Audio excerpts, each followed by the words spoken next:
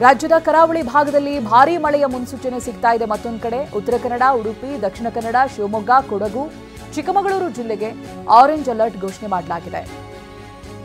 ಹವಾಮಾನ ಇಲಾಖೆ ಮುನ್ಸೂಚನೆ ಕೂಡ ಕೊಟ್ಟಿದೆ, ಭಾರೀ ಮಳೆಯಾಗುವ ಸಾಧ್ಯತೆ ಇದೆ ಅಂತ.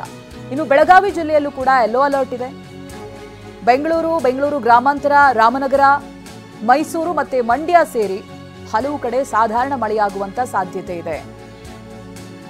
ಮುಂಜಾಗ್ರತೆ ವಹಿಸಬೇಕು. ಸಿಟಿ ಪ್ರದೇಶಗಳಲ್ಲಿ ರಸ್ತೆಯಲ್ಲಿರುವಂತಹ ಗುಂಡಿಗಳೇ ಮಾರಕವಾಗುತ್ತೆ, ಮ್ಯಾನ್ಹೋಲ್ಗಳು ಮಾರಕ ಆಗುತ್ತೆ. ಇನ್ನು ಹಳ್ಳಿಗಳಲ್ಲಿ ನದಿಗಳು ಉಕ್ಕಿ ಹರಿಯುತ್ತೆ, ಸೇತುವೆಗಳು ಕೊಚ್ಚಿ ಹೋಗುತ್ತೆ, ರಸ್ತೆಗಳೇ ಭಾಗವಾಗಿರುತ್ತೆ.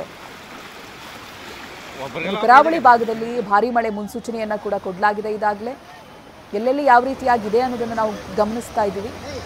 ಬೆಳಗಾವಿ ಹಾಗೆ ಮಂಗಳೂರಿನ ದೃಶ್ಯಗಳನ್ನು ನೀವು ನೋಡ್ತಾ ಇದ್ದೀರಾ ಸ್ಕ್ರೀನ್ನಲ್ಲಿ. ಒಂದು ಕಡೆ ಸೇತುವೆ ಮುಳುಗಡೆಯಾಗಿದೆ, ಮತ್ತೊಂದು ಕಡೆ ರಸ್ತೆನೇ ಕಾಣಿಸ್ತಾ ಇಲ್ಲ, ಅಷ್ಟರ ಮಟ್ಟಿಗೆ ಮಳೆ ಸುರಿದಿದೆ. ಪಂಪ್ವೆಲ್ ಫ್ಲೈಓವರ್ನ ಪರಿಸ್ಥಿತಿಯಂತೂ ಕೇಳೋದೇ ಬೇಡ. ವಾಹನ ಸಂಚಾರ ಅಸಾಧ್ಯ, ದೋಣಿಗಳ ಸಹಾಯ ಬೇಕಾಗುತ್ತೆ, ಆ ರೀತಿಯಾಗಿದೆ ಮಂಗಳೂರು ಸ್ಥಿತಿ.